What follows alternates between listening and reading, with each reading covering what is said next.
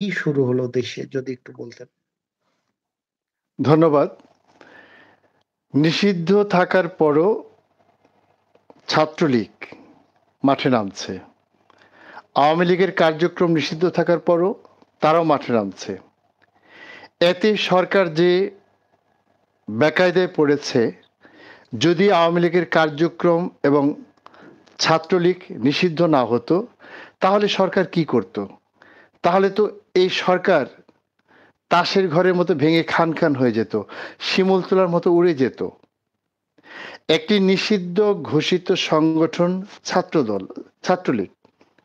আর বৃহত্তম রাজনৈতিক দল আওয়ামী লীগের রাজনৈতিক কার্যক্রম নিষিদ্ধ। তার অসংখ্য নেতাকর্মী দেশের বাইরে, অনেক বড় বড় নেতা কর্মী জেলের ভিতরে। তারপর যদি একটি দেশের সরকার তাদেরকে সামাল দিতে না পারে এবং তাদেরকে সামাল দিতে গিয়ে হিমশিম খায়, এভাবে টহল জোরদার করার পরও বিভিন্ন জায়গায় অগ্নিসংযোগ হয়, গাড়ি পোড়ানো হয়, তাহলে এই সরকারের তো দায়িত্ব ছেড়ে দেওয়া উচিত। আওয়ামী লীগের কাছে ক্ষমতা দিয়ে দেওয়া উচিত। কারণ আওয়ামী লীগকে তারা তো মোকাবেলা করতে পারবে না। তারা এরই মধ্যে ব্যর্থতার পরিচয় দিয়েছে। এই পর্যন্ত অনেক জানমালের ক্ষতি হয়েছে।